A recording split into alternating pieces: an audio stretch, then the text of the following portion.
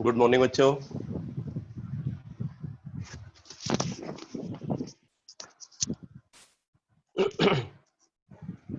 Actually थोड़ी सी problem हो रही थी।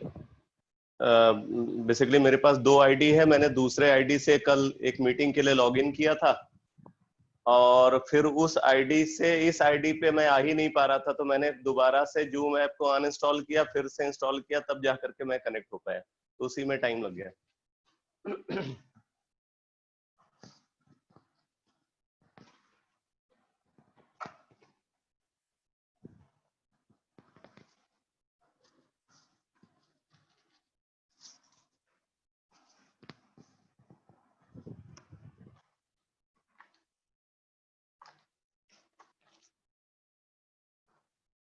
तो बेटा मैं लास्ट क्लास में न्यूक्लियर केमिस्ट्री में यूज होने वाले कुछ टर्म्स को डिस्कस कर रहा था।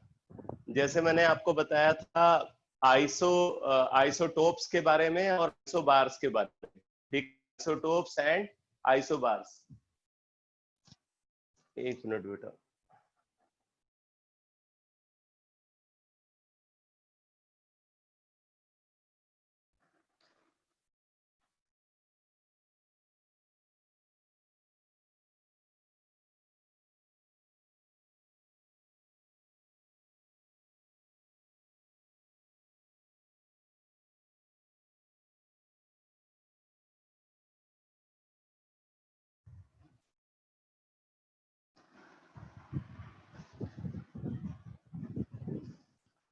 तो आइसोटोप्स एंड आइसोबार्स के बारे में मैंने डिस्कस किया था। अब आप नेक्स्ट टर्म लिखो, isotones. Isotones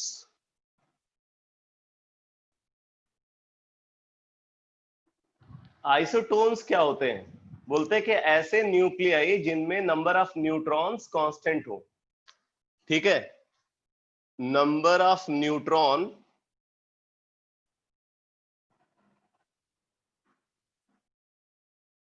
that is mass number minus atomic number अगर कांस्टेंट है तो हम आइसोटोन्स को कंसीडर करते हैं। Nuclei having same number of neutrons. ठीक है, फॉर एग्जांपल अगर हम कंसीडर करते हैं 8 oxygen 16, 8 oxygen 16 and 6 carbon 14। 8 oxygen 16 and 6 carbon 14 ये आइसोटोन्स हैं, क्योंकि यहाँ पे 16 माइनस 8 8, 14 माइनस 6 8, तो नंबर ऑफ न्यूट्रॉन दोनों में बराबर है, तो ये इसलिए ये आइसोटोन्स बोले जाएंगे। ठीक है, इसी तरीके से नेक्स्ट टर्म लिखो,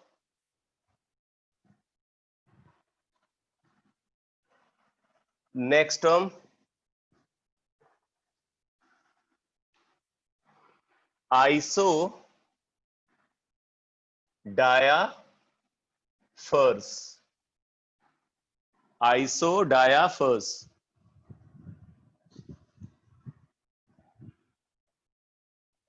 आइसोडायाफर्स क्या होते हैं? बोलते हैं nuclei having same isotope number.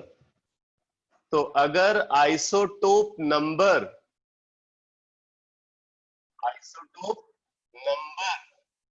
Constant है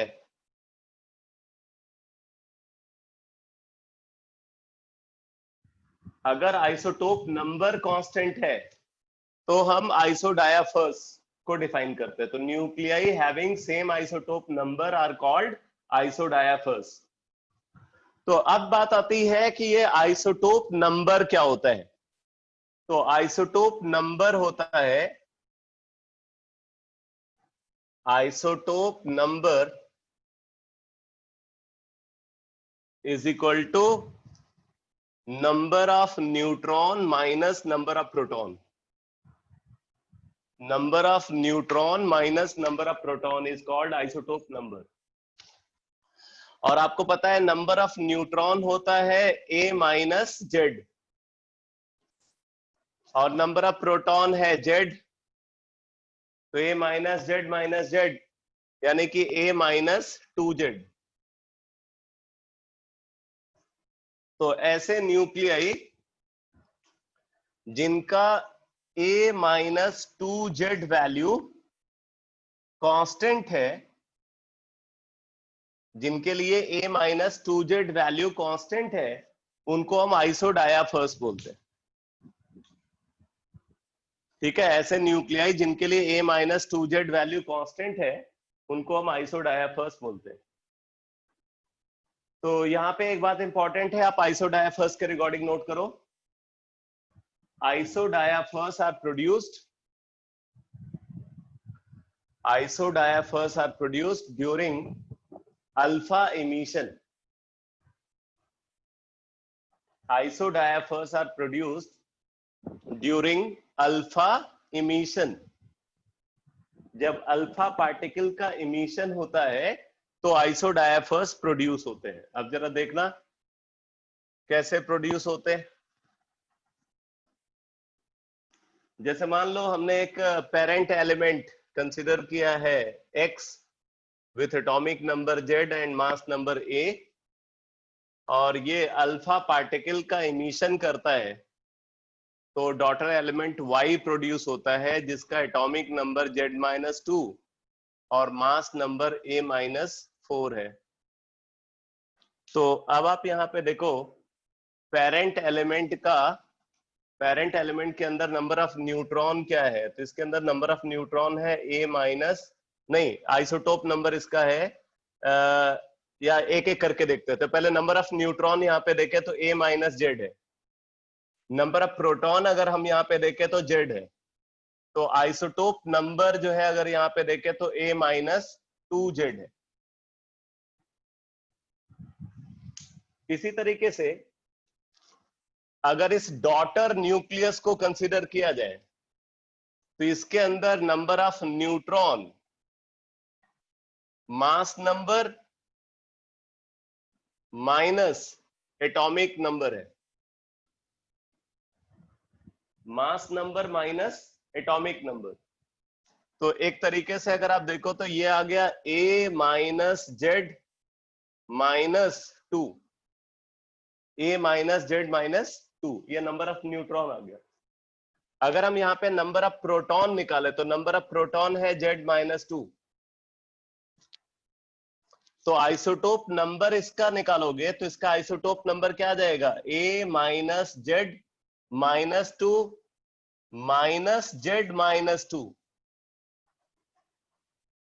ठीक है। तो आप यहाँ पे देखोगे तो ये 2 कैंसिल हो जाएगा, ये आ जाएगा A-2Z। तो आप देख रहे हो आइसोटोप नंबर इसका भी A-2Z है और इसका भी A-2Z है। इसका मतलब दे आर आइसोडायाफर्स। तो पेरेंट न्यूक्लियस और डॉटर न्यूक्लियस जो अल्फा पार्टिकल के इमिशन के थ्रू रिलेटेड है, दे आर आइसोडायाफर्स। ठीक है, नेक्स्ट टर्म लिखो,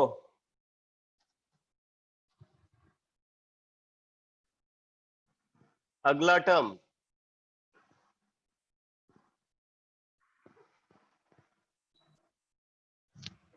nuclear isomers. Nuclear isomers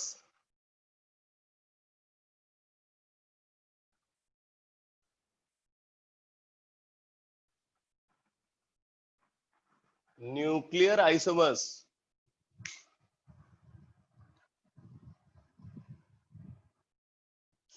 note करो न्यूक्लियर आइसोमर्स के बारे में।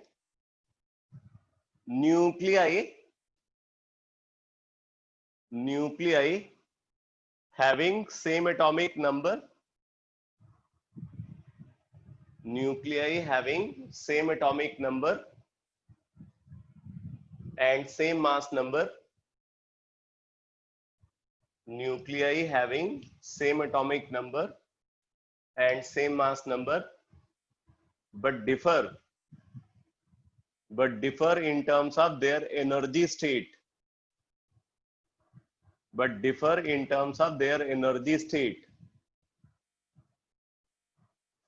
due to which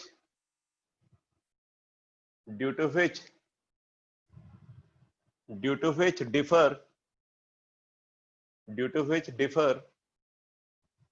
in terms of their half-life,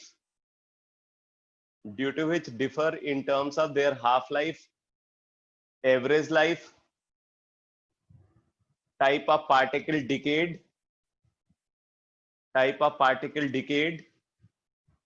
etc.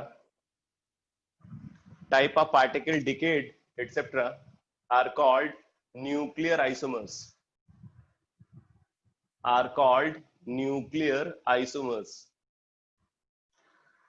ठीक है, तो न्यूक्लियर आइसोमर्स में होता क्या है बेसिकली, जैसे अगर हम दो न्यूक्लियाई को कंसीडर कर रहे हैं, एक न्यूक्लियाई जो है वो ग्राउंड स्टेट में है इन टर्म्स ऑफ एनर्जी, वो ग्राउंड स्टेट में है, और दूसरा nuclei in terms of energy अगर एक्साइटेड स्टेट में है, तो हम उनको एक दूसरे के न्यूक्लियर आइसोमर बोलेंगे।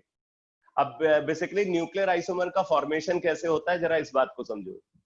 जैसे मान लो कि एक न्यूक्लियस है, उस न्यूक्लियस ने अल्फा पार्टिकल को इमिट किया, तो जब अल्फा पार्टिकल उस न्यूक्लियस से बाहर निकलता है, तो उसकी वजह से क्या होता है, बोलते हैं कि उस जो अल्फा पार्टिकल का जो मोमेंटम है, उस मोमेंटम की वजह से क्या होगा, जो रेजिडुअल न्यूक्लियस है, रेजिडुअल न्यूक्लियस एक्साइटेड स्टेट में चला जाता है। तो जब रेजिडुअल न्यूक्लियस मतलब जो न्यूक्लियस है उससे अल्फा पार्टिकल इमिट हुआ, तो जो बचा हुआ न्यूक्लियस है वो एक्साइटेड स्टेट में चला जाता है। इसको बोलते हैं बेसिकली रिकॉइल की वजह से। रिकॉइल जो आपने फिजिक्स में पढ़ा हुआ है कि जैसे एक गन से जब आप बुलेट को फायर करते हो तो क्या होता है, बुलेट के निकलने पे क्या होता है, गन पे उसका रिएक्शन आता है, तो इसी वजह से पीछे की तरफ झटका लगता है। तो कुछ वैसी ही सिचुएशन यहाँ है कि एक हम ये रेडियो एक्टिव एलिमेंट को कंसिडर कर रहे हैं, उस रेडियो एक्टिव एलिमेंट ने अल्फा पार्टिकल को इमिट किया, तो जब वो अल्फा पार्टिकल को इमिट करता है तो रिकॉइल की वजह से जो बचा हुआ न्यूक्लियस है वो एक्साइटेड स्टेट में चला जाता है। इसको बोलते हैं प्राइमरी इफेक्ट। मैंने ये बात आपको पहले भी बताया था थियरी ऑफ रेडियो एक्टिविटी में कि अल्फा और बीटा पार्टिकल का जो इमिशन होता है वो प्राइमरी इफेक्ट के थ्रू होता है, जबकि जो गामा रेडिएशंस का इमिशन होता है वो सेकेंडरी इफेक्ट के थ्रू होता है। तो रेजिडुअल न्यूक्लियस एक्साइटेड स्टेट में चला गया, अब क्या होता है, वो रेजिडुअल न्यूक्लियस एक्साइटेड स्टेट से ग्राउंड स्टेट में आता है। तो जब वो एक्साइटेड स्टेट से ग्राउंड स्टेट में आता है, उस प्रोसेस में वो गामा रेडिएशंस को इमिट करता है। तो गामा रेडिएशंस का जो इमिशन है वो सेकेंडरी इफेक्ट बोला जाता है। अल्फा और बीटा पार्टिकल का इमिशन प्राइमरी इफेक्ट है, और गामा रेडिएशंस का जो इमिशन है उसको सेकेंडरी इफेक्ट बोलते हैं। तो अब देखो, एक वो न्यूक्लियस जो एक्साइटेड स्टेट में था, दूसरा वो न्यूक्लियस जो ग्राउंड स्टेट में है। अगर इन दोनों को कंपेयर किया जाए तो इन दोनों में डिफरेंस क्या है, जो एक्साइटेड स्टेट में न्यूक्लियस है उसके अंदर गामा रेडिएशंस को इमिट करने की कैपेबिलिटी है, लेकिन जो न्यूक्लियस ग्राउंड स्टेट में है उसके अंदर गामा रेडिएशंस को इमिट करने की कैपेबिलिटी नहीं है। तो ये दो न्यूक्लियस जिनमें से एक ग्राउंड स्टेट में है और दूसरा एक्साइटेड स्टेट में है, इन्हीं को हम न्यूक्लियर आइसोमर बोलते हैं। तो ये न्यूक्लियर आइसोमर का कॉन्सेप्ट समझ में आया बेटा, जो मैंने अभी एक्सप्लेनेशन आपको बताया? न्यूक्लियर आइसोमर किन न्यूक्लियाई को बोलेंगे? ठीक है, गामा रेडिएशन को इमिट करने से पहले जो न्यूक्लियस है और गामा रेडिएशन के इमिशन के बाद जो न्यूक्लियस प्रेजेंट है वो आपस में न्यूक्लियर आइसोमर बोले जाएंगे। ठीक है, तो आप ये बोल सकते हो, जैसे मान लो कि अगर आपके पास एक न्यूक्लियस है 92 यूरेनियम, या इसको ऐसे लिखो 90 थोरियम 234, 90 थोरियम 234 कैसे बना?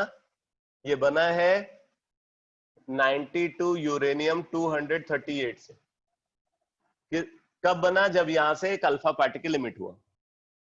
तो अल्फा पार्टिकल के इमिशन के बाद ये जो न्यूक्लियस पहले प्रोड्यूस हुआ है वो एक्साइटेड स्टेट में है, मैंने इसके साथ स्टार लगाया हुआ है, ये एक्साइटेड स्टेट में है। अब क्या होता है, यहां से जब ये न्यूक्लियस ग्राउंड स्टेट में आता है, तो ग्राउंड स्टेट में आने पे ये गामा रेडिएशंस को इमिट करता है, गामा रेडिएशंस को इमिट करके ये ग्राउंड स्टेट में आता है।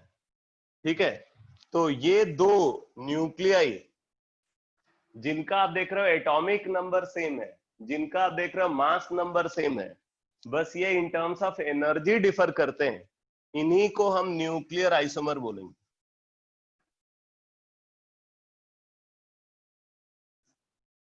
यहाँ पे ये जो अल्फा पार्टिकल का इमिशन है ये प्राइमरी इफेक्ट है बेटा,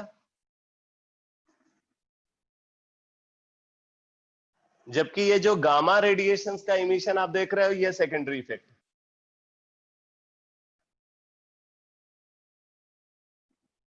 जब कोई न्यूक्लियस गामा रेडिएशंस को इमिट करता है तो उसके एटॉमिक नंबर और मास नंबर में कोई चेंज ऑब्जर्व नहीं होगा। तो इस तरीके से हम न्यूक्लियर आइसोमर को डिफाइन करते हैं। नेक्स्ट टर्म लिखो, नेक्स्ट टर्म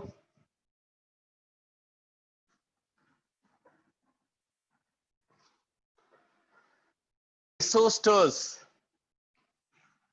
आइसोस्टर्स,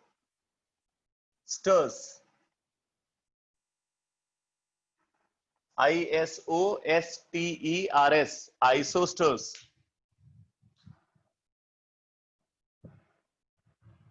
नोट करो, आइसोस्टर्स की डेफिनेशन लिखो, न्यूट्रल मॉलिक्यूल और आयन, न्यूट्रल मॉलिक्यूल और आयन, न्यूट्रल मॉलिक्यूल और ion having, neutral molecule or ion having same number of atoms,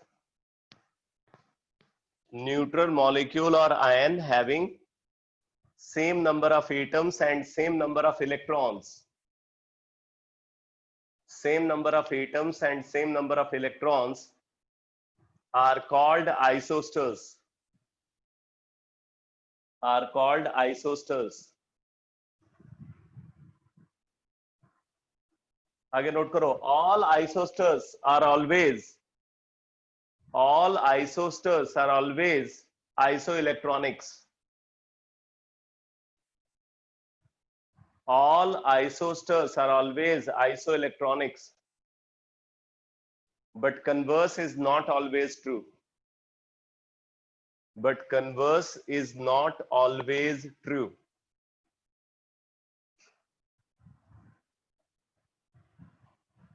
तो बोल रहे हैं कि सारे आइसोस्टर्स आइसो इलेक्ट्रॉनिक्स होते हैं, बट सारे आइसो इलेक्ट्रॉनिक स्पीसीज आइसोस्टर्स नहीं हो सकते। ठीक है, क्योंकि आइसोस्टर होने के लिए सिर्फ नंबर ऑफ इलेक्ट्रॉन का इक्वल होना जरूरी नहीं है, बल्कि नंबर ऑफ एटम का इक्वल होना भी जरूरी है। फॉर एग्जाम्पल, अगर हम कंसिडर करते हैं carbon dioxide and nitrous oxide, अगर आप इन दोनों को देखो तो दोनों में 3-3 एटम है। कार्बन डाइऑक्साइड में टोटल नंबर ऑफ इलेक्ट्रॉन देखोगे तो 6 इलेक्ट्रॉन कार्बन के अंदर और 8 इलेक्ट्रॉन ऑक्सीजन के अंदर, तो 8 × 2 16 + 6 22 इलेक्ट्रॉन इसके अंदर प्रेजेंट है। और N2O में देखो तो 7 × 2 14 + 8, तो 22 इलेक्ट्रॉन N2O में भी प्रेजेंट है। तो दोनों में नंबर ऑफ इलेक्ट्रॉन्स बराबर है, नंबर ऑफ एटम्स बराबर है, इसलिए ये आइसोस्टर होंगे। ऐसे ही अगर आप कंसीडर करते हो कार्बन मोनोऑक्साइड और नाइट्रोजन को, CO एंड N2, तो यहां पे अगर आप देखो तो 2 एटम, यहां भी 2 एटम, यहां पे आप देखो 14 इलेक्ट्रॉन है इसके अंदर भी 14 इलेक्ट्रॉन है। ठीक है, तो इसलिए ये भी क्या होंगे, आइसोस्टर होंगे। इसी तरीके से अगर आप कंसीडर करते हो कार्बोनेट आयन को और नाइट्रेट आयन को, carbonate ion and nitrate ion. तो अगर आप कार्बोनेट आयन और नाइट्रेट आयन को कंसीडर करो तो यहाँ पे 4 एटम है, इसके अंदर भी 4 एटम है, तो नंबर ऑफ एटम दोनों में बराबर है। इलेक्ट्रॉन अगर काउंट करोगे तो क्या सिचुएशन है भाई, कार्बन के अंदर 6 वैलेंस कार्बन के अंदर 6 इलेक्ट्रॉन, ऑक्सीजन के अंदर 8, तो 8 इंटू 3 24, 24 प्लस 6 30, 30 प्लस 2 ये 2 नेगेटिव जो है, तो 32 इलेक्ट्रॉन इसके अंदर है।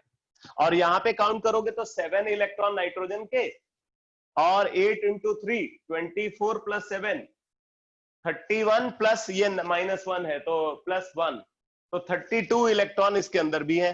तो इसके अंदर भी 32 इलेक्ट्रॉन है, इसके अंदर भी 32 इलेक्ट्रॉन है, दोनों में नंबर ऑफ एटम्स बराबर है, इसलिए हम इनको क्या बोलेंगे, दे आर आइसोस्टर्स। ठीक है, तो ऐसे स्पीसीज को जिनके अंदर नंबर ऑफ एटम्स बराबर है और नंबर ऑफ इलेक्ट्रॉन बराबर है वो आइसोस्टर्स होंगे। और सारे आइसोस्टर्स हमेशा आइसो इलेक्ट्रॉनिक्स होते हैं, बट सारे आइसो इलेक्ट्रॉनिक्स आइसोस्टर नहीं होते। एक और बड़ी इंपॉर्टेंट बात मैं आपको आइसोस्टर्स के बारे में बता दूं, आइसोस्टर्स आर ऑलवेज आइसोस्ट्रक्चरल। आप इस बात को लिख लो, आइसोस्टर्स आर ऑलवेज आइसोस्ट्रक्चरल। आइसोस्टर्स आर ऑलवेज आइसोस्ट्रक्चरल, मतलब इनका हाइब्रिडाइजेशन और ज्योमेट्री अगर आप देखोगे तो वो हमेशा आपको सेम मिलेगा। आइसोस्टर्स का हाइब्रिडाइजेशन और ज्योमेट्री आपको हमेशा सेम मिलेगा, इसीलिए ये हमेशा आइसोस्ट्रक्चरल होंगे।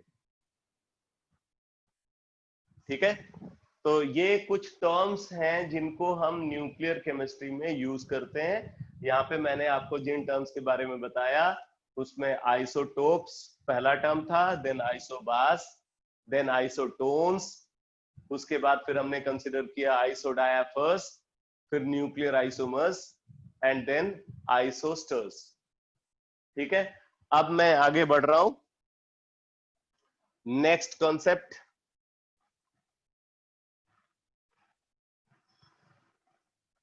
आप लिखो न्यूक्लियर मॉडल्स। न्यूक्लियर मॉडल्स,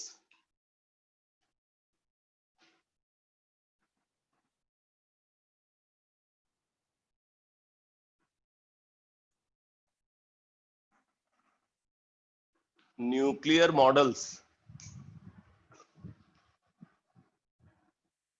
जैसे हमारे पास कई सारे एटॉमिक मॉडल्स हैं, सारे एटॉमिक मॉडल सही नहीं है ये आपको पता है, लेकिन एटम्स का इंटरनल स्ट्रक्चर और एटम्स की प्रॉपर्टीज को एक्सप्लेन करने के लिए आपने देखा है कि एक के बाद एक कई सारे एटॉमिक मॉडल्स एग्जिस्टेंस में आए।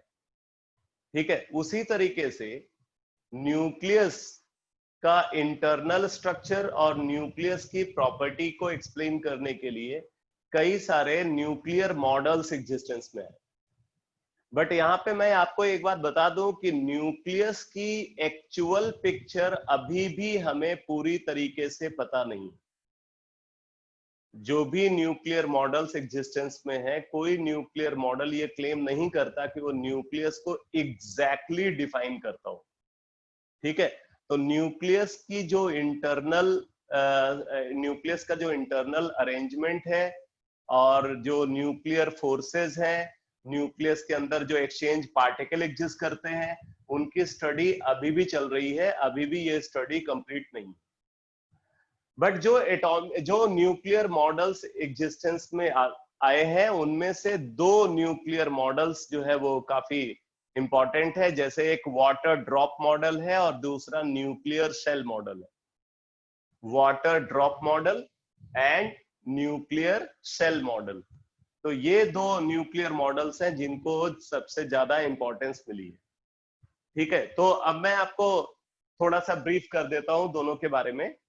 जो वाटर ड्रॉप मॉडल है, वाटर ड्रॉप मॉडल में न्यूक्लियस को वाटर ड्रॉप के साथ कंपेयर करके न्यूक्लियस की प्रॉपर्टीज की एनालिसिस की गई है।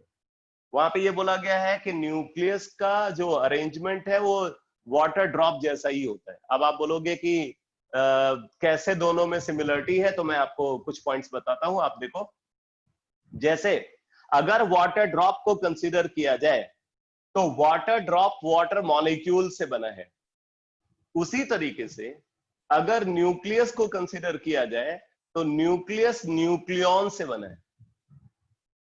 जैसे वाटर ड्रॉप वाटर मॉलिक्यूल से कॉन्स्टिट्यूटेड है, उसी तरीके से न्यूक्लियस न्यूक्लियॉन से बना है।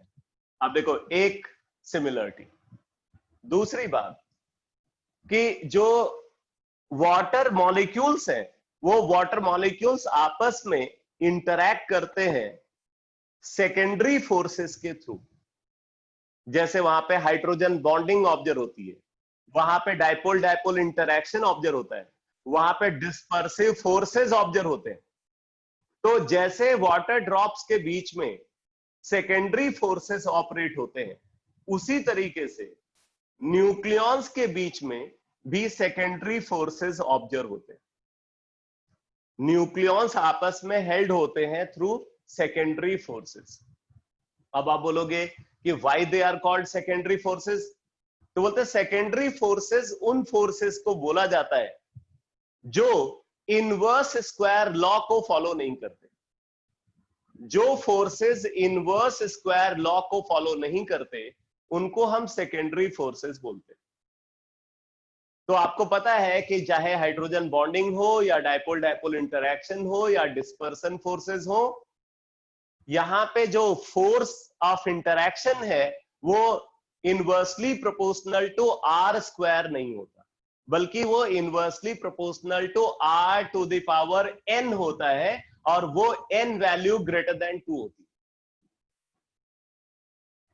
जो फोर्स ऑफ इंटरैक्शन है वाटर मॉलिक्यूल्स के बीच में, अगर हम उसको कंसीडर करें तो वो inversely proportional to r to the power n होता है। और यहां पे इंपॉर्टेंट ये है कि जैसे जैसे ये n वैल्यू इंक्रीज करती है, अगर ये n इंक्रीज करेगा तो जो फोर्स ऑफ इंटरैक्शन है वो डिक्रीज करता है। n वैल्यू जितनी ज्यादा होगी, जो फोर्स ऑपरेट होगा पार्टिकल्स के बीच में वो उतना वीक होगा। ठीक है, तो सेकेंडरी फोर्सेस में आपने ये सब स्टेट्स ऑफ मैटर में पढ़ा हुआ है। अगर हम सेकेंडरी फोर्सेस को कंसीडर करें तो सेकेंडरी फोर्सेस में हम डाइपोल डाइपोल इंटरैक्शन को कंसीडर करते हैं। सेकेंडरी फोर्सेस में हम कंसीडर करते हैं वॉन वाल फोर्सेस को, यानी कि डिस्पर्सन फोर्सेस को।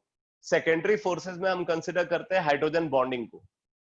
ठीक है, तो इनमें अगर देखा जाए तो जो डिस्पर्सन फोर्स है वो सबसे वीक है और हाइड्रोजन बॉन्डिंग सबसे स्ट्रॉन्ग है।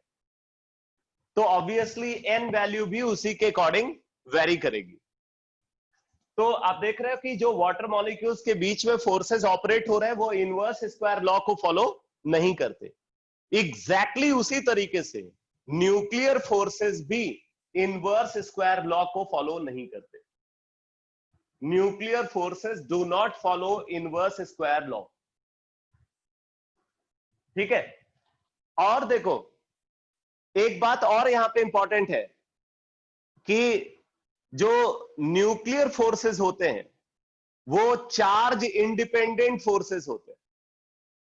Nuclear forces charge independent forces होते हैं। ठीक है, अगर न्यूक्लियर फोर्सेस को कंसीडर किया जाए तो यहां पे न्यूक्लियर फोर्स प्रोटॉन और प्रोटॉन के बीच में भी ऑब्जर्व होता है। न्यूक्लियर फोर्स न्यूट्रॉन और न्यूट्रॉन के बीच में भी ऑब्जर्व होता है। न्यूक्लियर फोर्स प्रोटॉन और न्यूट्रॉन के बीच में भी ऑब्जर्व होता है। यानी कि न्यूक्लियर फोर्स जो पार्टिकल उसके अंदर प्रेजेंट है, जो न्यूक्लियॉन्स उसके अंदर प्रेजेंट है, उनके नेचर से इंडिपेंडेंट होता है। उसी तरीके से जो सेकेंडरी फोर्सेस वाटर मॉलिक्यूल के बीच में ऑब्जर्व होते हैं, ठीक है, जो सेकेंडरी फोर्सेस वहां पे जो कोवेलेंट मॉलिक्यूल्स हैं, वाटर मॉलिक्यूल एक कोवेलेंट मॉलिक्यूल, तो कोवेलेंट मॉलिक्यूल के बीच में जो सेकेंडरी फोर्सेस ऑपरेट हो रहे हैं वो उस मॉलिक्यूल के नेचर से इंडिपेंडेंट होते हैं। वो पोलर मॉलिक्यूल है या नॉन पोलर मॉलिक्यूल है, उस पे इनकी डिपेंडेंसी नहीं होती, बल्कि अगर हम इनको कंसीडर डिस्पर्सन फोर्सेस की अगर बात करें तो इनकी डिपेंडेंसी इस बात पे होती है कि वो मॉलिक्यूल कितना बड़ा है। मॉलिक्यूलर साइज पे वो डिपेंड करते हैं, मॉलिक्यूलर मास पे डिपेंड करते हैं।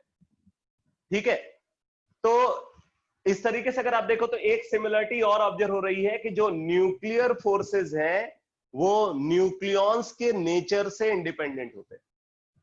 उसी तरीके से यहां पे अगर हम देखें तो एक लिक्विड ड्रॉप के अंदर जो इंटर पार्टिकल फोर्सेस हैं, वो इंटर पार्टिकल फोर्सेस वहां पे जो कोवेलेंट मॉलिक्यूल प्रेजेंट है उसके नेचर से इंडिपेंडेंट होते हैं।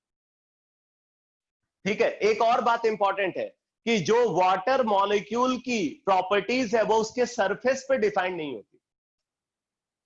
वाटर मॉलिक्यूल की प्रॉपर्टीज जो है वो उसके सरफेस पे डिफाइन नहीं होती।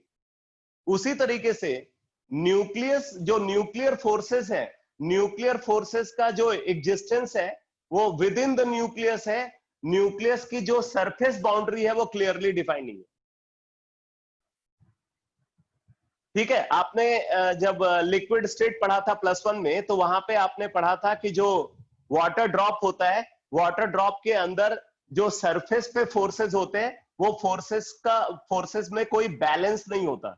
जो बल्क के मॉलिक्यूल्स है, बल्क मॉलिक्यूल के ऊपर नेट फोर्स 0 होता है, लेकिन जो सरफेस मॉलिक्यूल्स है, सरफेस मॉलिक्यूल्स पे नेट फोर्स 0 नहीं होता। और इस वजह से क्या होता है, जो बल्क मॉलिक्यूल की प्रॉपर्टी है और जो सरफेस मॉलिक्यूल की जो प्रॉपर्टी है उसमें डिफरेंस होता है। Bulk molecule lower energy state पे लाई करता है, surface molecule higher energy state पे लाई करता है। इसी तरीके से न्यूक्लियस को भी अगर हम कंसीडर किया जाए तो न्यूक्लियस की जो प्रॉपर्टीज है वो प्रॉपर्टीज उसके सरफेस पे डिफाइन नहीं होती। तो इस तरीके से 4-5 पॉइंट्स को कंसीडर करते हुए वाटर ड्रॉप मॉडल को कंसीडर किया गया, और वाटर ड्रॉप की जैसी एनालिसिस होती है वैसी एनालिसिस न्यूक्लियस के बारे में की गई। ठीक है, और इसी तरीके से अब देखो इस पे क्वेश्चन बहुत कम पूछे जाते हैं, इसलिए मैं सिर्फ आपको थ्योरेटिकली ब्रीफ कर रहा हूं। आप जितना पॉइंट को शॉर्ट फॉर्म में आप नोट कर सकते हो, आप उसको नोट कर लेना। अब देखो बात आती है न्यूक्लियर सेल मॉडल की। तो अगर हम न्यूक्लियर सेल मॉडल को कंसीडर करें तो न्यूक्लियर सेल मॉडल में क्या है, यहां पे बोलते हैं कि जो न्यूक्लियस है, न्यूक्लियस की स्टेबिलिटी वो सर्टेन नंबर्स पे डिपेंड करती है, and those numbers are called magic numbers. आप जरा न्यूक्लियर सेल मॉडल के बारे में नोट कर लो, क्योंकि ये मैजिक नंबर्स का कॉन्सेप्ट जो मैं बता रहा हूं वो इंपॉर्टेंट है। लिखो nuclear shell model, nuclear shell model.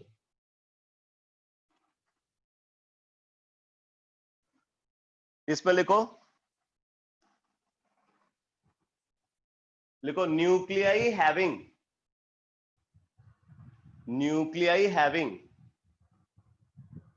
magic numbers of nucleons, nuclei having magic number of nucleons such as 2, 8, 20, ये मैजिक नंबर्स बोले जाते हैं। 2, 8, 20, 28, 50, 82 and 126. Nuclei having magic number of nucleons such as 2, 8, 20, 28, 50, 82 and 126 are exceptionally stable.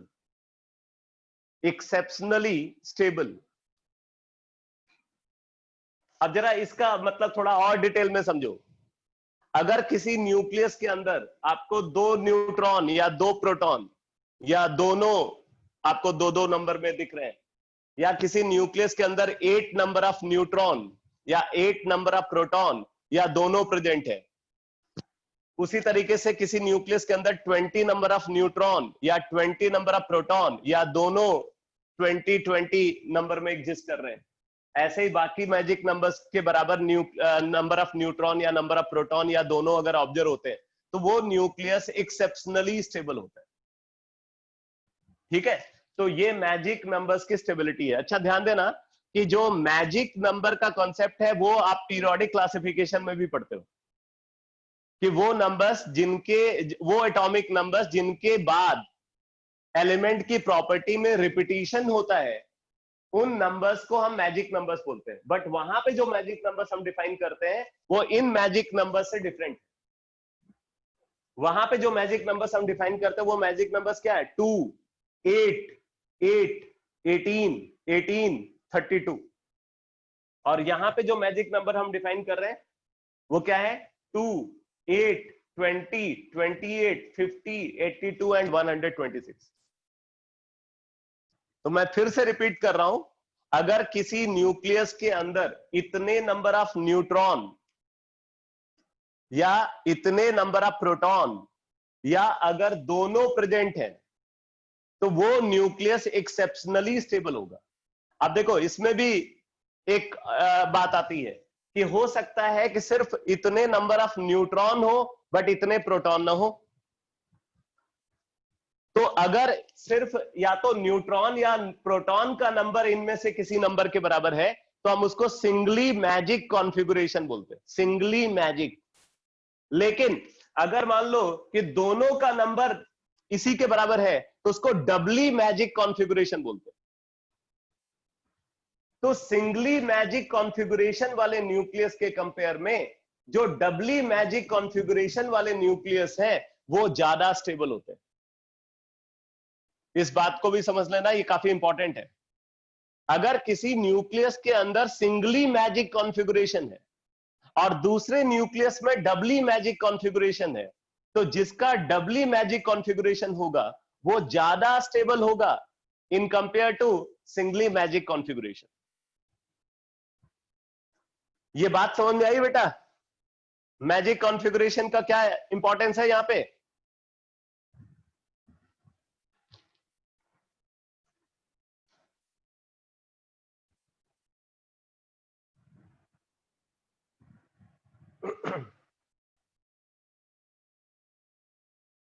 ठीक है, तो अगर किसी nucleus का सिंगली मैजिक कॉन्फ़िगरेशन है और दूसरे न्यूक्लियस का डबली मैजिक कॉन्फ़िगरेशन है, तो जिसके अंदर डबली मैजिक कॉन्फ़िगरेशन होगा वो ज्यादा स्टेबल होगा।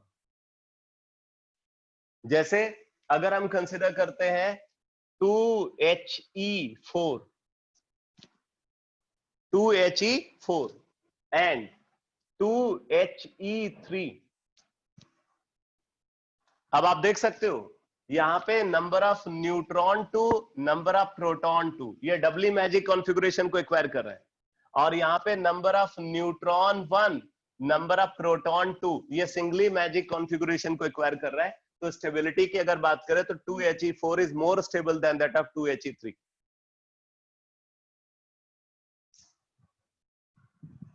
तो सिंगली मैजिक कॉन्फ़िगरेशन वाला न्यूक्लियस डबली मैजिक कॉन्फ़िगरेशन वाले न्यूक्लियस से ज्यादा स्टेबल होता है। एक और बात बहुत इंपॉर्टेंट है जो न्यूक्लियर सेल मॉडल में बोली गई है, आप लिख लो इस स्टेटमेंट को, लिखो, it is very odd, it is very odd to have, it is very odd to have odd number of neutrons, it is very odd to have odd number of neutrons and odd number of protons both. It is very odd to have odd number of neutrons and odd number of protons both. तो यहां पे ये बोला जा रहा है कि आपको ऐसे बहुत कम न्यूक्लियस मिलेंगे जिनमें ऑड नंबर ऑफ न्यूट्रॉन और ऑड नंबर ऑफ प्रोटॉन दोनों होंगे। ऑड नंबर ऑफ न्यूट्रॉन और ऑड नंबर ऑफ प्रोटॉन दोनों अगर किसी न्यूक्लियस के अंदर प्रेजेंट है तो ऐसे न्यूक्लियस आपको बहुत कम ऑब्जर्व होंगे। और उसमें से भी एक बात और बता दूं, उनमें से भी जो स्टेबल न्यूक्लियस होता है वो सिर्फ एक न्यूक्लियस है जो स्टेबल होता है। आप नोट कर लो, among such nuclei, among such nuclei only 7 nitrogen 14 among such nuclei only 7 nitrogen 14 is stable. Odd number of neutron और ऑड नंबर ऑफ प्रोटॉन के साथ जो न्यूक्लियस एग्जिस्ट करते हैं, पहली बात, ऐसे न्यूक्लियस का नंबर बहुत कम होता है, और उनमें से भी अगर हम स्टेबल न्यूक्लियस की बात करें तो सिर्फ यही न्यूक्लियस स्टेबल होता है, 7 नाइट्रोजन 14। ठीक है, इसके अलावा जितने भी न्यूक्लियस आपको मिलेंगे वो लेस स्टेबल होते हैं, अनस्टेबल होते हैं। जैसे अगर आपसे बोला जाए कि क्या 5 बोरॉन 10 स्टेबल है, तो आप बोलोगे इसके अंदर ऑड नंबर ऑफ प्रोटॉन और ऑड नंबर ऑफ न्यूट्रॉन है, स्टेबल नहीं होना चाहिए। बल्कि बोरॉन का ये वाला आइसोटोप ज्यादा स्टेबल होता है, 5 बोरॉन 11, ये ज्यादा स्टेबल है। ठीक है, इसी तरीके से अगर आपसे बोला जाए क्या 1H2 स्टेबल है,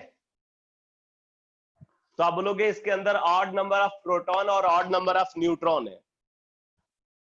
बट अगर हम इसको कंसीडर करें 1H1, इसमें ऑड नंबर ऑफ प्रोटॉन है but odd number of neutron नहीं है, तो 1H1 is more stable than that of 1H2।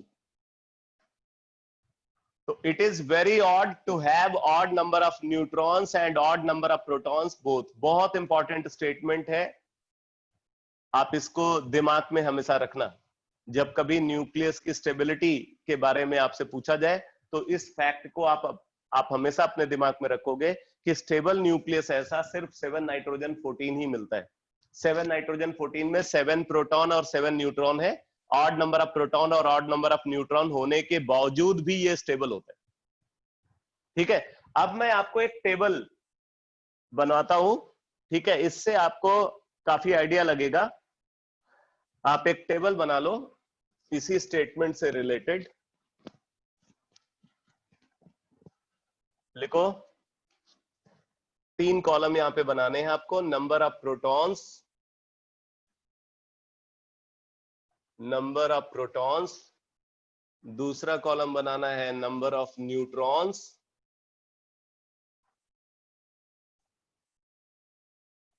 और तीसरा कॉलम बनाना है total number of nuclei known, total number of nuclei known, total number of nuclei known.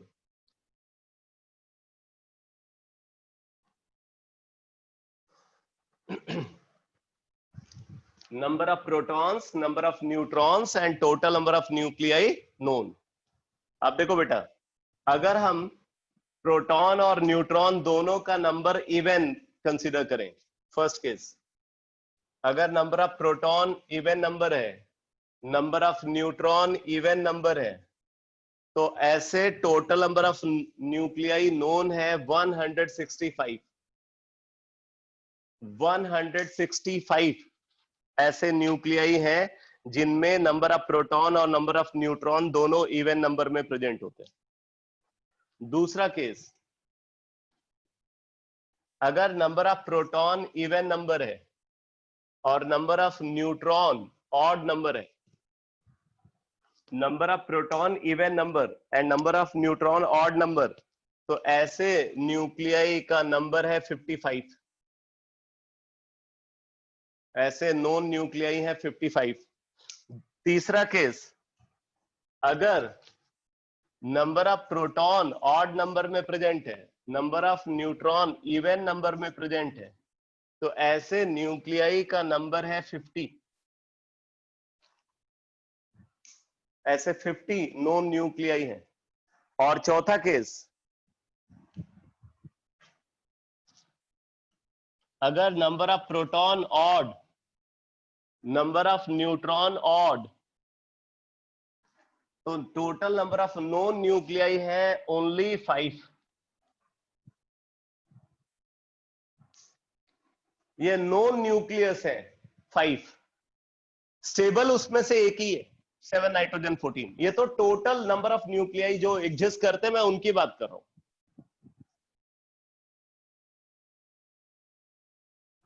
यहाँ पे जो एलिमेंट्स के आइसोटोप्स हैं, एक एक एलिमेंट के कई सारे आइसोटोप्स हैं, उन सारे आइसोटोप्स की एनालिसिस के बाद ये डेटा सामने आता है कि अगर नंबर ऑफ प्रोटॉन और नंबर ऑफ न्यूट्रॉन दोनों इवन नंबर में है तो ऐसे न्यूक्लियाई कितने हैं, 165।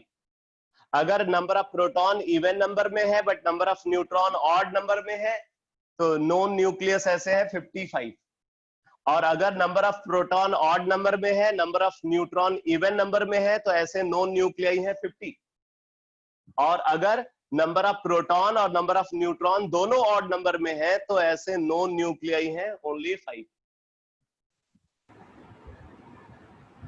ठीक है, तो ये भी एक इंपॉर्टेंट इंफॉर्मेशन है जिससे आपको नंबर ऑफ नॉन न्यूक्लियाई और स्टेबल न्यूक्लियाई का आइडिया लगता है। तो इससे वो स्टेटमेंट जो अभी हमने लिखवाया था, it is very odd to have odd number of neutron and odd number of proton both, जैसे ये वाला केस आप देखो, ये नंबर से पता चलता है कि ऐसे न्यूक्लियस बहुत कम ऑब्जर्व होते हैं, रेयरली ऑब्जर्व होते हैं। और स्टेबल न्यूक्लियस तो मैंने बोला कि सिर्फ एक ही है, 7 नाइट्रोजन 14। अब देखो बेटा, इसके बाद जो नेक्स्ट कॉन्सेप्ट आता है, ठीक है, नेक्स्ट कॉन्सेप्ट को अगर कंसीडर करें तो इसमें बहुत क्वेश्चन पूछे जाते हैं। कॉन्सेप्ट ये है कि न्यूक्लियस की स्टेबिलिटी को डिसाइड करने वाले फैक्टर्स कौन कौन से हैं। ठीक है, न्यूक्लियस की स्टेबिलिटी को डिसाइड करने वाले फैक्टर्स कौन कौन से हैं, तो आप नोट करो, लिखो factors affecting the stability of nucleus. Factors affecting the stability of the nucleus. Factors affecting the stability of the nucleus.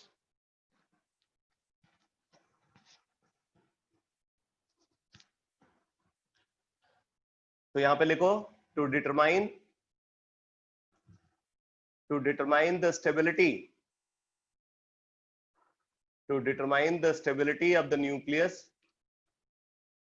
to determine the stability of the nucleus, following three factors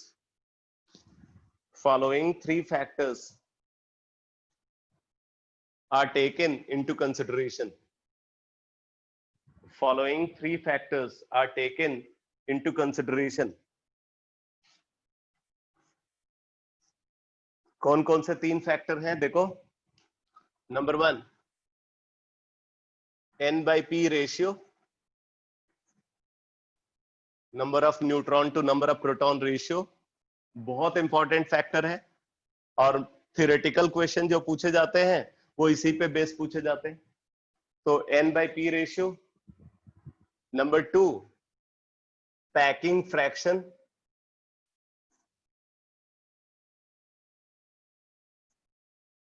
and number 3 binding energy per nucleon, binding energy per nucleon. कुल मिलाकर के ये तीन factors हैं जिनके basis पे nucleus की stability को डिसाइड किया जाता है। ठीक है, तो मैं स्टार्ट कर रहा हूं फर्स्ट फैक्टर से, लिखो N/P ratio. N/P ratio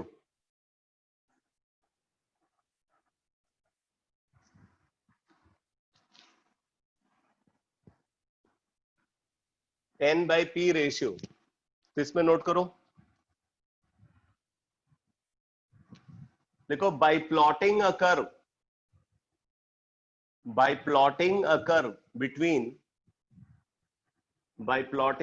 between number of neutron and number of proton, by plotting a curve between number of neutron and number of proton for nuclei of various elements,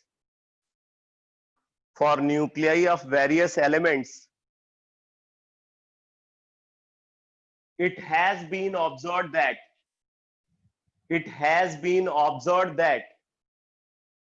by plotting a curve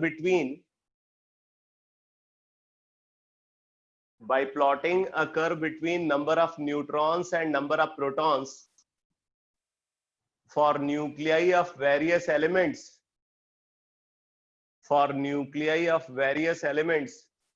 it has been observed that most of the stable nuclei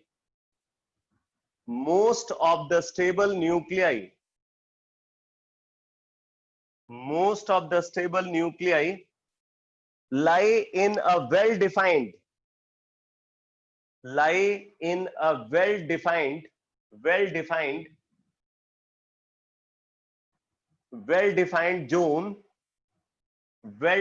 zone called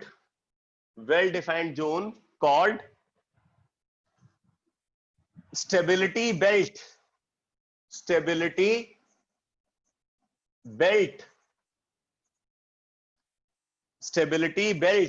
or zone of stability.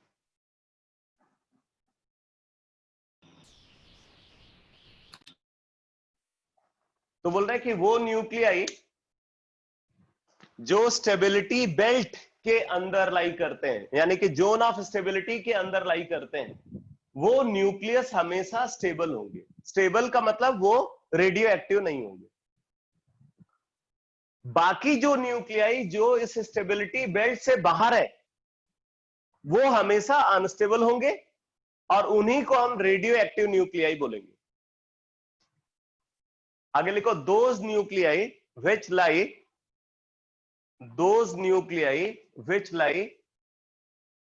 outside the stability belt,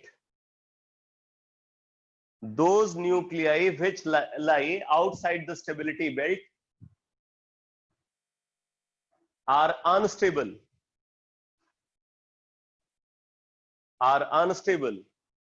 and therefore undergo spontaneous disintegration.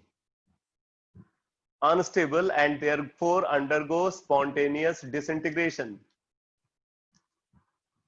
to produce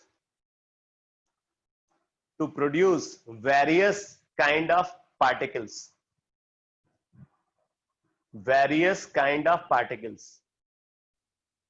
तो इनमें से कोई alpha particle को emit करता है, कोई beta particle को emit करता है, कोई पॉजिट्रॉन का इमिशन करता है, कोई गामा रेडिएशन को इमिट करता है।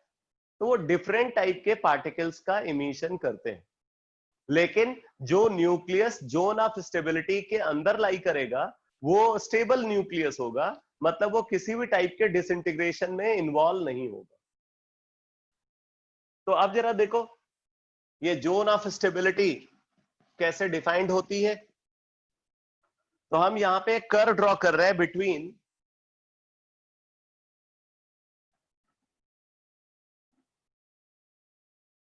नंबर ऑफ न्यूट्रॉन और आप बोल सकते हो a माइनस जेड। इस एक्सेस पे a माइनस जेड या नंबर ऑफ न्यूट्रॉन को कंसीडर कर रहे हैं और इधर हम z को कंसीडर कर रहे हैं और नंबर ऑफ प्रोटॉन को कंसीडर कर रहे हैं।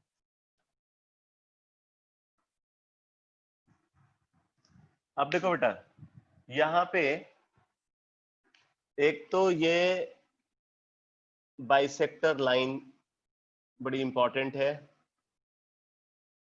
ये बाइसेक्टर लाइन हम कंसीडर कर रहे हैं। इस बाइसेक्टर लाइन पे अगर आप देखोगे तो n बाई पी वैल्यू हमेशा 1 होगी। इस पे n बाई पी वैल्यू हमेशा 1 होगी। ये एंगल अगर आप देखो तो ये एंगल कितना होगा 45 डिग्री।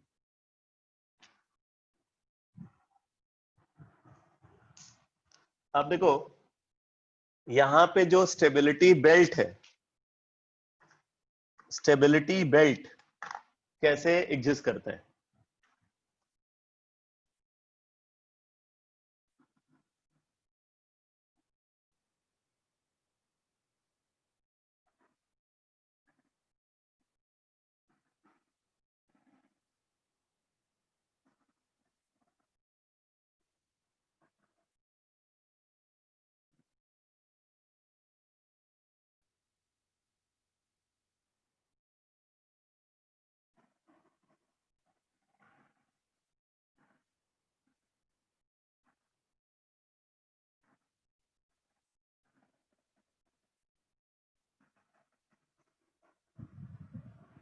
ऐसा करो, ऑब्जर्व होता है। ये कर्व है, इसको हम बोलते हैं, इसको बोलते हैं जोन ऑफ स्टेबिलिटी।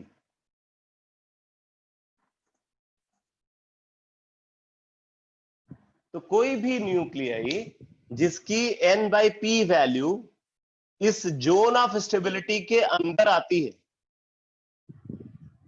ठीक है, वो न्यूक्लियस स्टेबल होगा। और अगर कोई न्यूक्लियस इसके बियॉन्ड जा रहा है, इसके ऊपर जा रहा है या इसके नीचे आ रहा है उसका n/p वैल्यू, तो वो अनस्टेबल होगा, वो रेडियो एक्टिव न्यूक्लियस की तरह बिहेव करेगा, स्पॉन्टेनियसली डिसइंटीग्रेट होगा। तो ये इस कर्व की इंपॉर्टेंस है। अब यहां पे एक बात इंपॉर्टेंट है कि ये जो कर्व आप देख रहे हो, ये ऑलमोस्ट, ठीक है, ये n/p is equal to 1 line के साथ चलता है, मतलब उसके साथ कोइंसाइड करते हुए चलता है एटॉमिक नंबर 20 तक। एटॉमिक नंबर 20 तक अगर आप देखोगे तो ये ऑलमोस्ट इसी बाइसेक्टर लाइन पे लाई करता है। मतलब वो न्यूक्लियस जो इस बाइसेक्टर लाइन पे जिनका n/p वैल्यू एग्जिस्ट करेगा वो स्टेबल होंगे। कुछ एक एक्सेप्शन भी मिल जाते हैं, जैसे 5 बोरॉन 10 को अगर आप देखो, 5 बोरॉन 10 अनस्टेबल है। क्यों? क्योंकि उसके अंदर ऑड नंबर ऑफ न्यूट्रॉन और ऑड नंबर ऑफ प्रोटॉन दोनों। अगर n/p वैल्यू देखो तो n/p वैल्यू वहां 1 है, लेकिन वो इस लाइन पे लाई नहीं करेगा। ठीक है, तो कुछ एक एक्सेप्शंस हैं और उन एक्सेप्शंस को आप न्यूक्लियर सेल मॉडल के स्टेटमेंट के बेसिस पे समझ सकते हो। 7 नाइट्रोजन 14 को देखोगे आपको इसी पे लाई करेगा, 2He4 को देखोगे आपको यही मिलेगा। ठीक है, अगर आप कंसीडर करते हो 20 कैल्शियम 40 आपको यहीं पे लाई करेगा। तो एटॉमिक नंबर 20 तक आप देखोगे जो n/p वैल्यू है फॉर स्टेबिलिटी वो इक्वल टू 1 होती है ऑलमोस्ट। और ये जो स्टेबिलिटी बेल्ट है, ये स्टेबिलिटी बेल्ट एटॉमिक नंबर 83 के आगे डिफाइंड नहीं है। ये एटॉमिक नंबर 83 के आगे डिफाइंड नहीं है, क्योंकि आपको पता है कि एटॉमिक नंबर 83 के बाद वाले जितने भी एलिमेंट्स हैं, किसी भी एलिमेंट का कोई भी स्टेबल आइसोटोप एग्जिस्ट नहीं करता। 83 एटॉमिक नंबर के बाद वाले जितने भी एलिमेंट्स हैं, किसी भी एलिमेंट का कोई भी स्टेबल न्यूक्लियस नहीं है। इसका मतलब वो सारे के सारे एलिमेंट्स क्या है? रेडियो एक्टिव एलिमेंट्स हैं। इसलिए ये जो जोन ऑफ स्टेबिलिटी है ये एटॉमिक नंबर 83 तक डिफाइंड होती।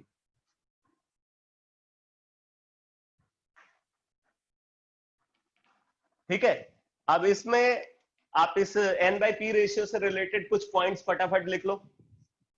इसी कर्व की एनालिसिस पे बेस कुछ पॉइंट्स लिखो। फर्स्ट पॉइंट लिखो, nuclei whose n/p ratio, first point, nuclei whose n/p ratio lies outside the stability belt, outside the stability belt are unstable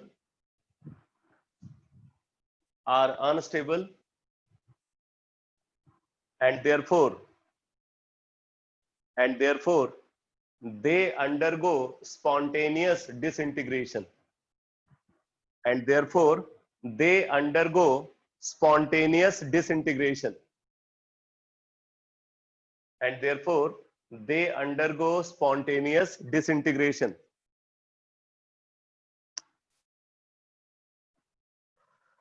दूसरा पॉइंट लिखो, for nuclei having atomic number less than or equal to 20, for nuclei having atomic number less than or equal to 20, the n by p ratio, the n by p ratio for their stability, the n by p ratio for their stability is equal to 1. N by p ratio for their stability is equal to 1 with some exception. With some exception. With some exception.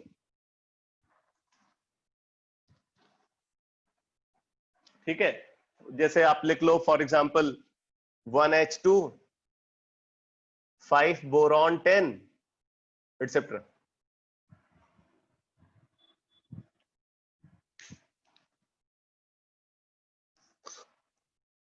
तो जिन nucleus का n by p ratio equal to 1 है और जिनका atomic number less than और equal to 20 है वो stable होंगे. ठीक है, अब देखो इसी के बेसिस पे हम ये भी पता करते हैं कि कौन सा न्यूक्लियस किस पार्टिकल को इमिट करेगा. ठीक, जरा एक एग्जांपल के थ्रू समझते हैं इस बात. जैसे देखो बेटा, अगर हमने कंसीडर किया 6 कार्बन 14, कल मैंने आपको बताया था कार्बन डेटिंग में कि 6 carbon 14 is a natural beta emitter. तो अब ये नेचुरल बीटा इमीटर क्यों है, जरा इस बात को समझो. 6 कार्बन 14 का n by p रेशियो निकालते हैं. इसका n by p रेशियो क्या आता है, 8/6. इसका n by p रेशियो 8/6 है. जबकि कार्बन का एटॉमिक नंबर क्या है, कार्बन का एटॉमिक नंबर है 6, यानी कि लेस देन और इक्वल टू 20. तो इसका n by p ratio for stability वो 1 है.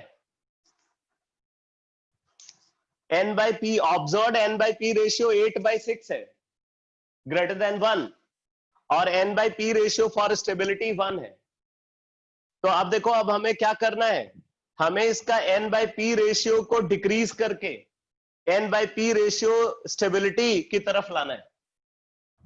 तो अभी n by p रेशियो इसका ग्रेटर देन 1 है और उसको डिक्रीज करके हमें 1 पे लाना है.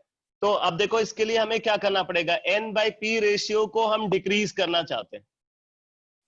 अब आप इसको डिक्रीज कैसे कर सकते हो, देखो ये डिक्रीज इस तरीके से पॉसिबल है कि न्यूट्रॉन को आप प्रोटॉन में कन्वर्ट कर दो. अगर आप इसको डिक्रीज करना चाहते हो तो आपको क्या करना पड़ेगा, न्यूमरेटर को छोटा करना पड़ेगा, डिनोमिनेटर को बड़ा करना पड़ेगा. मतलब न्यूट्रॉन को प्रोटॉन में कन्वर्ट करके आप n by p रेशियो को डिक्रीज कर सकते हो. तो आप जरा इस पॉइंट को लिखो, काफी इंपॉर्टेंट है. लिखो, if observed n by p ratio, if observed n by p ratio is greater than that of, if observed n by p ratio is greater than that of n by p ratio for stability, if observed n by p ratio is greater than that of n by p ratio for stability, then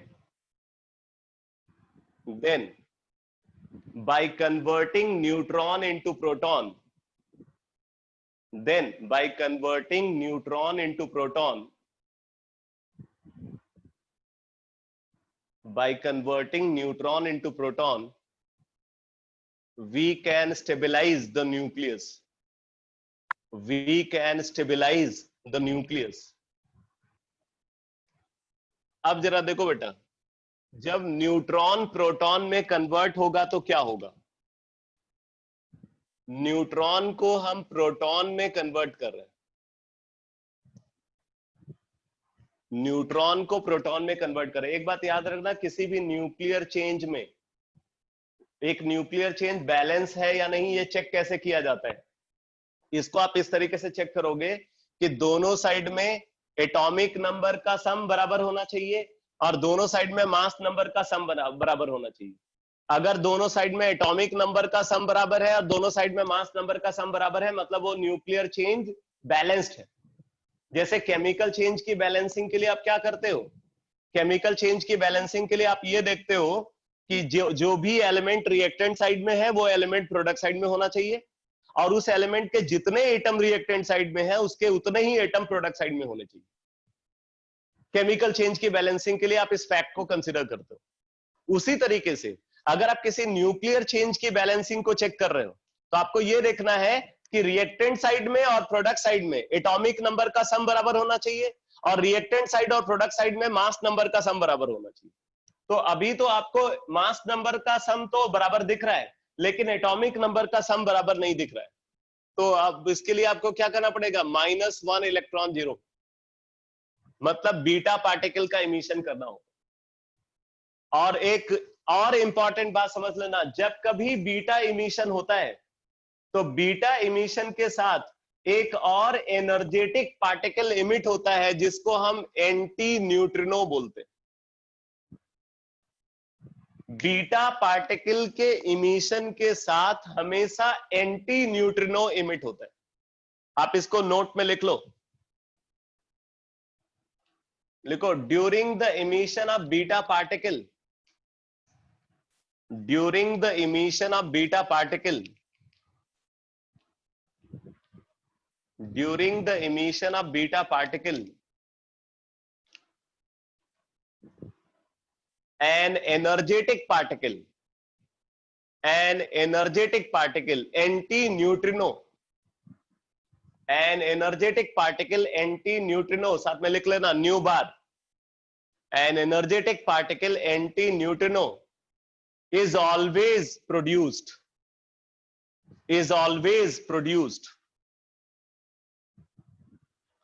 और एक और बात, जो beta emission है वो हमेशा क्या करेगा, बीटा इमिशन हमेशा n/p रेशियो को डिक्रीज करेगा। तो इस बात को लिख लो, एंड ड्यूरिंग बीटा इमिशन,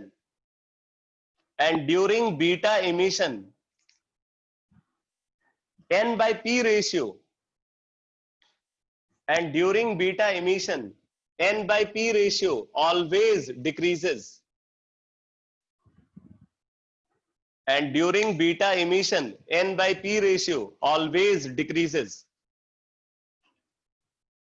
तो अगर न्यूक्लियस को स्टेबलाइज करने के लिए n/p रेशियो को डिक्रीज करना पड़ रहा है तो n/p रेशियो को डिक्रीज करने के लिए हमेशा बीटा इमिशन होगा। तो इसीलिए हम बोलते हैं 6 carbon 14 is a natural beta emitter. क्यों? क्योंकि observed n/p ratio of stability से ग्रेटर है, तो हमें इसको कम करना पड़ेगा। तो कम करना है तो कम करने के लिए हमेशा बीटा इमिशन कराना पड़ेगा। तो यहां पे क्या होगा, 6 carbon 14 give 7 nitrogen 14 plus -1 electron 0 plus anti neutrino.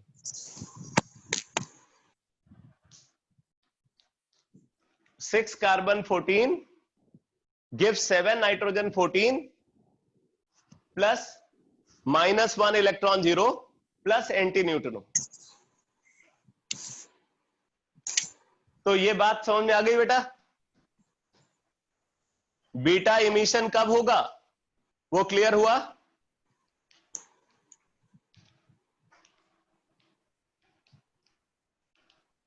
Beta emission कहां होगा ये क्लियर हुआ?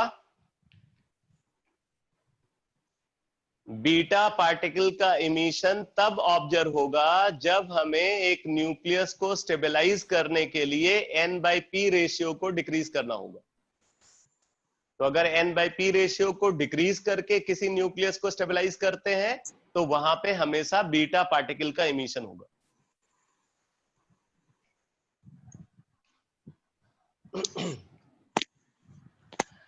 अब देखो इसी तरीके से एक और स्टेटमेंट लिख लो, लिखो if n/p ratio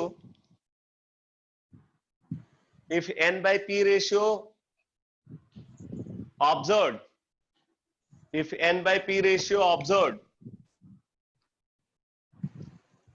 is less than, if n/p ratio observed is less than the n/p ratio stability, if n/p ratio observed is less than the n/p ratio stability, then positron emission, then positron emission, then positron emission, or electron capture, or electron capture, positron emission or electron capture or alpha emission takes place, or alpha emission takes place. तो ये तीनों ही case में समझ लेना, जब positron emission होता है या इलेक्ट्रॉन कैप्चर होता है या अल्फा इमिशन होता है तो N/P रेशियो हमेशा इंक्रीज करता है. इसको आप अलग से लिखो during positron emission, during positron emission, electron capture and alpha emission. During positron emission, electron capture and alpha emission, N/P ratio always increases. N/P ratio always increases. इस पे भी क्वेश्चन पूछा जाता है कि कब N/P रेशियो इंक्रीज करेगा और कब N/P रेशियो डिक्रीज करेगा. तो डिक्रीज तो सिर्फ एक ही केस में करेगा, जब बीटा इमिशन होगा. अरे जितेंद्र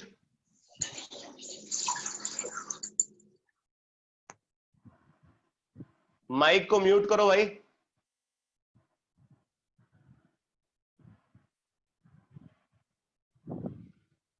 तो अगर पॉजिट्रॉन इमिशन होता है या अल्फा इमिशन होता है या इलेक्ट्रॉन कैप्चर होता है तो N/P रेशियो इंक्रीज करेगा, बट अगर बीटा इमिशन होता है तो N/P रेशियो डिक्रीज करेगा. ये बात सबको समझ में आ गई या नहीं? ये क्लियर हुआ? ये बहुत इंपॉर्टेंट इंफॉर्मेशन है और ये जो कॉन्सेप्ट मैं बता रहा हूं इस पे बहुत क्वेश्चन पूछे जाते हैं. इसको अच्छे से समझ लेना, कोई गड़बड़ नहीं होनी चाहिए यहां पे.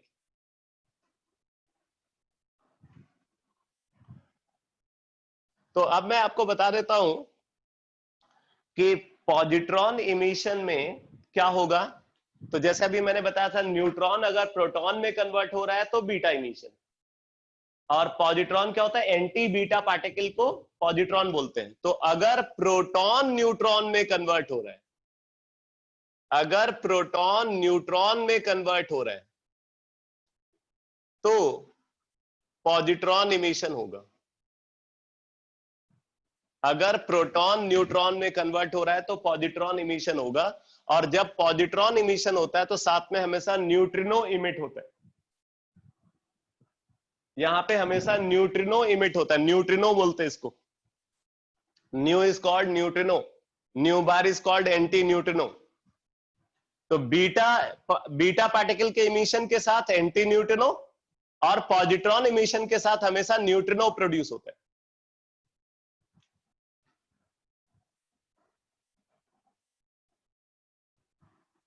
ये पॉजिट्रॉन इमिशन रिएक्शन है. ठीक है, अब जरा एक और केस देखो.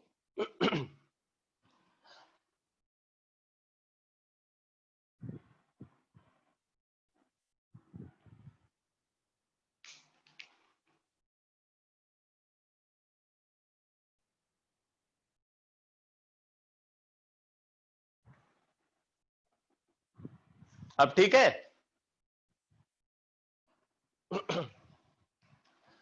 तो मैं यहां पे क्या बोल रहा हूं कि अगर पॉजिट्रॉन इमिशन होगा तो पॉजिट्रॉन के साथ हमेशा न्यूट्रिनो, और जब बीटा इमिशन होगा तो बीटा इमिशन के साथ हमेशा एंटी न्यूट्रिनो प्रोड्यूस होगा. बीटा इमिशन, दोनों रिएक्शन को पैरेलल में लिखोगे तो कंपेयर करना और आसान रहेगा.